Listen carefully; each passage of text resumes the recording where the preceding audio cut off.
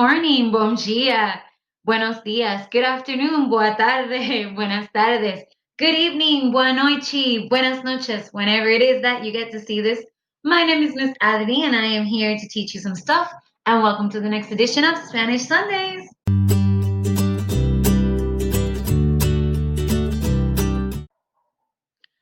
So on today's episode, we're going to talk about a funny little word that is actually not that common, but it is well known in many Spanish-speaking countries. And many of us that do speak Spanish, we know exactly what it means once we hear it and once we practice it.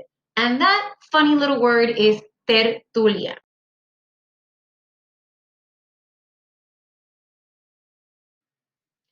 So the word tertulia actually doesn't have an actual translation. The best I can give you is artistic gathering. And it actually comes from around the 16th century when King Philip II would hire courtiers, I think that's how you say it, and artists and poets to be inside of his court. So they would compose different types of poetry that would accompany artwork that was painted for the court. Now, there was a specific one called Quintus Septimus Florens Tertullianus. There we go. That was quite favored, and I guess he was very, very popular. And many times he and other of the people that were under King Philip's service would get together and they would talk about art, they would talk about literature, and this slowly started evolving into tertulia. Tertulias actually started becoming even more prevalent and more popular during the 18th, 19th century with young men in particular, since it was started to become easier for men to go to the university, perhaps move from one place to another where they could study, etc. And also, since they had more access to the university, obviously they have more access to literature and to art. And many times they would get together, perhaps in a house, a restaurant, an inn, as they would say, and just talk about different artistic things. Now, believe it or not, many of these tertulias actually led to revolutionary events or revolutionary movements, like in Argentina, where tertulias were held in the houses of high society ladies, and all the different conversations that these men and women as well had actually led to the May Revolution in Argentina. As time went on, tertulias kept on happening, and many of the times these tertulias were sort of mixed with something that's called bohemias. At least here in Puerto Rico, I'm sure that in Latin America it's the same thing, where many times artistic people would come and read books, also people that would play piano, guitar, and they would start singing.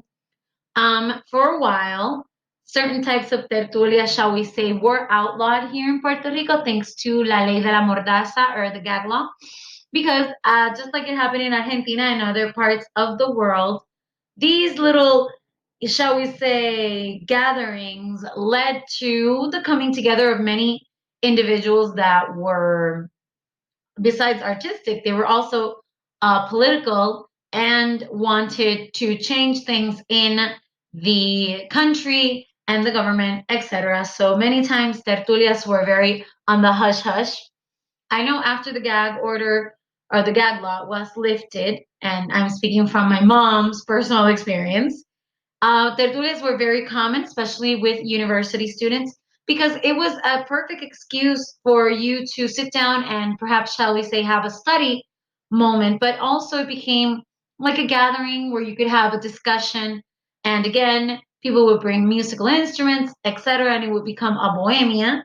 And also, it was a perfect excuse to sit down somewhere and get some food to eat. Nowadays, tertulias, shall we say, are rather common. They're not as common as they were back then because we have cell phones and life changes, but it isn't uncommon for us, at least in Puerto Rico, to say, like, I know ellos estaban tertuliando, which means is that they were having a gathering. And usually when you say the word tertulia, automatically you know that it wasn't just like sitting down and having a quick chat, but tertuliando, meaning that you were talking, shall we say, about life, about art, about a movie that you saw, etc.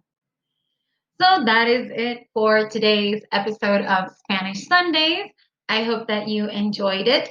My name is Miss Adri, and I hope that I taught you something today. Don't forget to like and subscribe to my channel or my page, whatever outlet you're watching this in. And please follow me on YouTube, Instagram, Facebook, Twitter, and I think that's it. I'll see you next time.